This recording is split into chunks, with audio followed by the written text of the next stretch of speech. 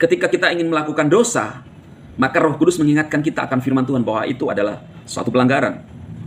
Ketika anak yang jatuh karena akibat manifestasi di dalam gereja, ketika kita ingin melihat sedihnya berlama-lama, saya kira Roh Kudus tidak mengerjakan hal ini. Maka Roh Kudus mengingatkan kita supaya tidak melihat berlama-lama.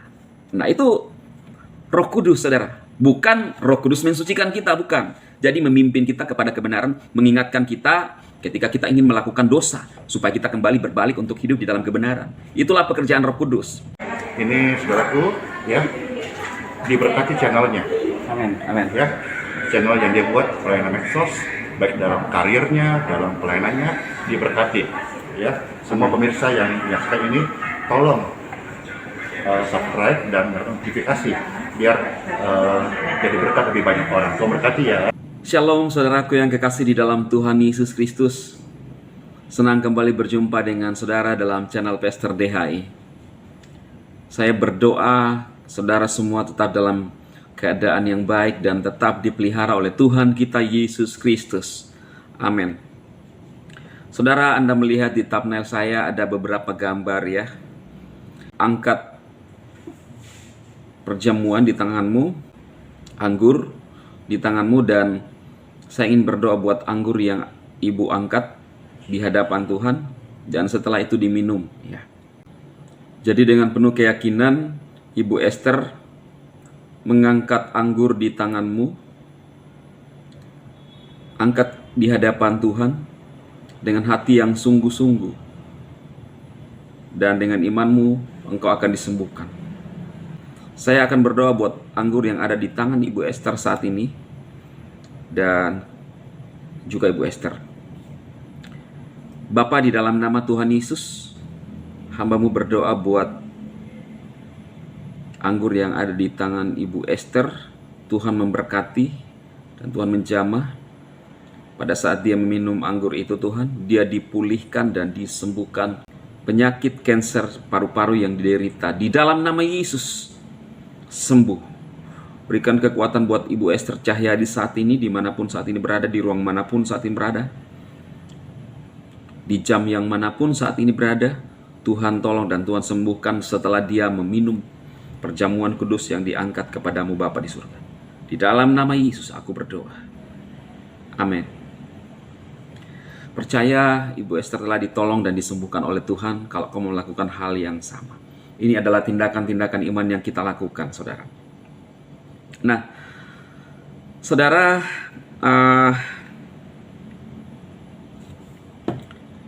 Anda melihat gambar di depan ya, di video ini. Di sana ada foto Pak Muriwali dan Pak Stephen Tong, juga Pastor Andi Simon. Saya bersyukur dan berterima kasih kepada Pak Muriwali yang saya lihat video-videonya tidak lagi menyinyir pelayanan daripada Pastor Andi Simon ya. Mudah-mudahan ini tidak lagi berlanjut ya. Dan saya salut. Jadi sebenarnya kita rindukan, kita berandai-andai, kita rindukan terjadi rekonsiliasi, atau kalau gereja Tuhan bisa bersatu, yang tadinya Pak Muri sering nyinyir ya, bisa jadi main gitar sekarang ya, jadi sama jadi main musik. Sekarang dari channel dia sering main-main musik ya.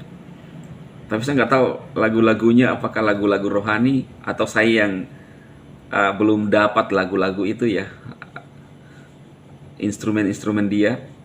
Alangkah indahnya kalau dia main musik kemudian Pak Stephen Tong berkhotbah ya, daripada hanya nyinyir, pusingi Roh Kudus ya, yang belum tentu juga itu menurut saya satu kebenaran yang baku dari Alkitab yang dia tafsirkan dan dia yang sampaikan. Karena masing-masing orang punya penafsiran. Kemudian Pastor Andi Simon melakukan kesembuhan mujizat, maka komplit lah sudah ya.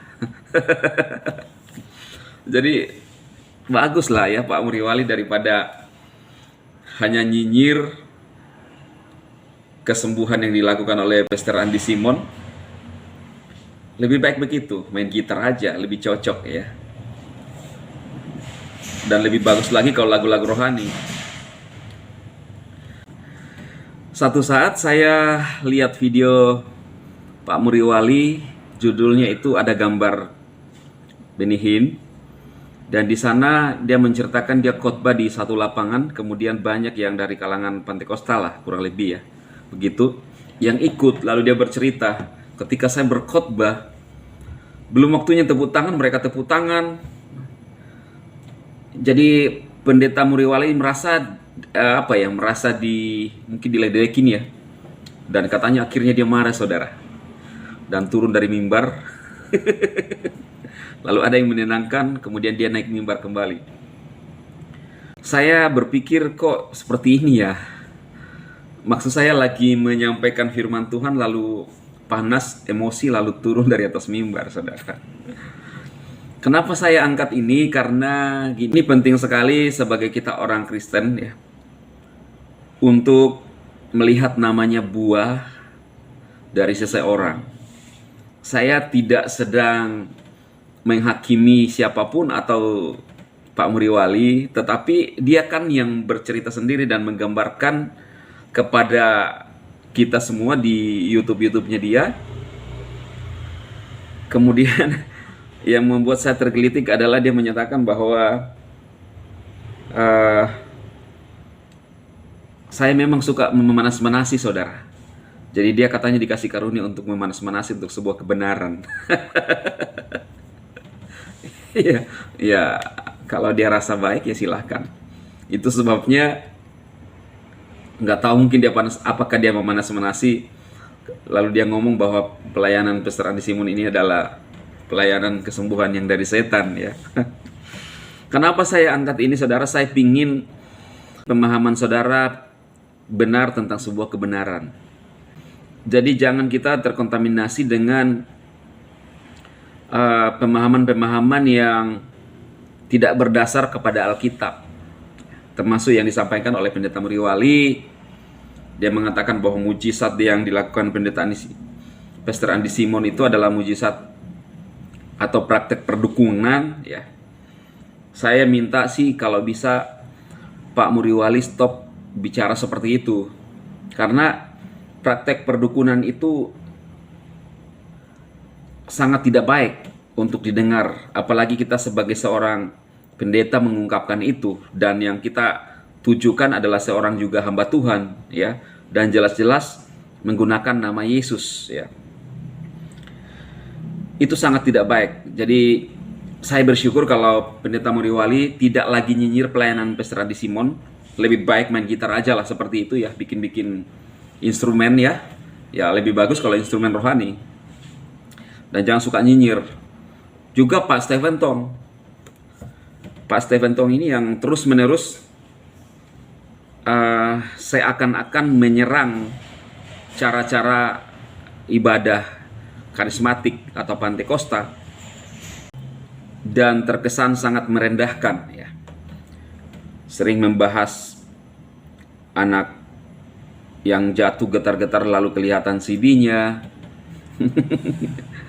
Jangan disalahkan sama gerejanya, ya, organisasinya, jangan. Karena tidak ada organisasi gereja yang saya rasa mensupport orang-orang yang pergi gereja untuk menggunakan rok mini dan terlihat paha-paha mudanya ya. Tidak ada. Cuma kan kita harus mengerti kadang-kadang ada orang yang suka dengan style seperti itu. Ada yang suka. Karena kalau kita juga misalnya keras menegur mereka, bisa-bisa mereka mungkin kecewa dengan kita atau seorang hamba Tuhan.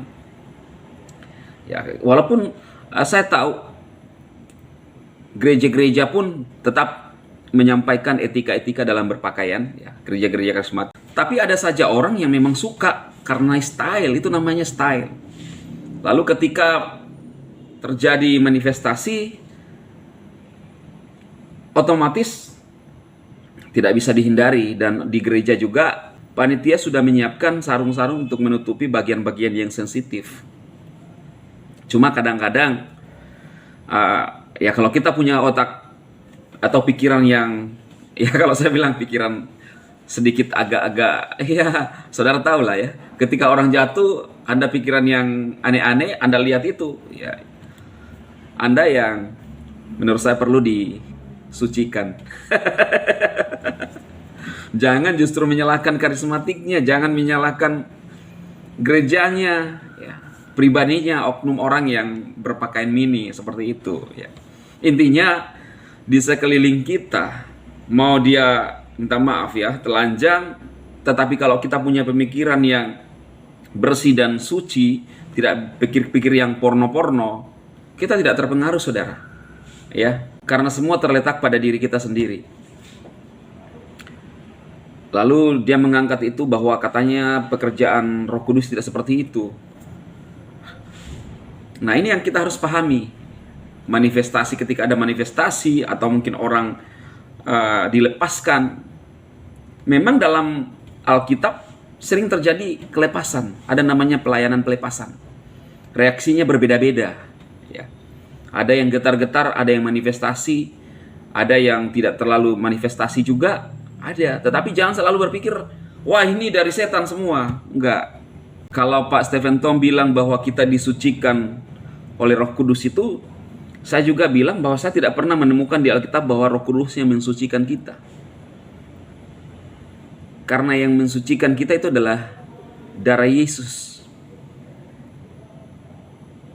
Roh Kudus adalah, Alkitab mengatakan bahwa Roh Kudus memimpin kita kepada kebenaran, mengingatkan kita, dan memampukan kita. Tidak ada mensucikan, karena darah Yesus yang telah menyucikan kita. Ketika kita percaya kepada Yesus Kristus, Dia telah mati dan menebus dosa kita, maka kita disucikan dengan darahnya. Jadi bukan Roh Kudus yang mensucikan kita. Saya tidak menemukan ayatnya, saudara. Roh Kudus itu adalah Dia akan memimpin kita kepada kebenaran, mengingatkan kita akan dosa-dosa, menegur kita ketika kita berbuat dosa. Jadi Dia adalah satu pribadi. Yang pendeta Stephen Tong sering mengatakan bahwa baptisan Roh Kudus itu adalah ketika kita bisa percaya bahwa darah Yesus telah menyucikan kita dan bla bla bla. Ada. Saya sudah bahas di video-video saya selanjutnya. Itu tidak cukup, itu hanya berteori saja. Tetapi Roh Kudus itu perlu saudara terima untuk mengingatkan kita, untuk menuntun kita kepada kebenaran. Jadi ilustrasinya seperti ini.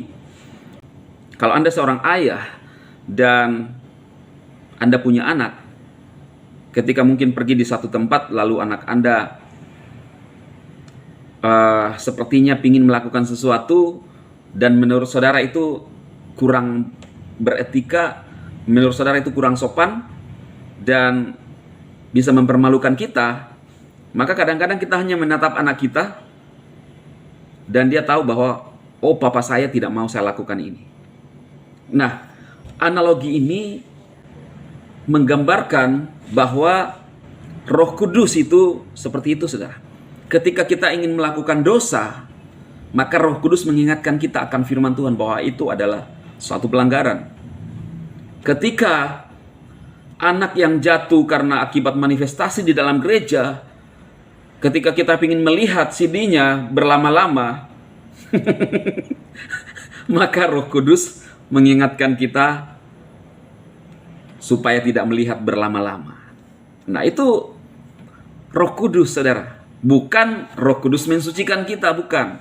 Jadi memimpin kita kepada kebenaran, mengingatkan kita ketika kita ingin melakukan dosa, supaya kita kembali berbalik untuk hidup di dalam kebenaran.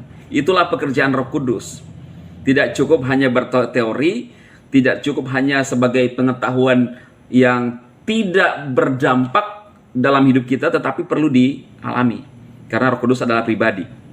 Itu sebabnya kemarin saya membahas, Yesus berkata bahwa dosa yang tidak bisa diampuni adalah menghujat Roh Kudus. Anda bisa melihat di video saya yang kemarin ya, atau di atas ini, saudara.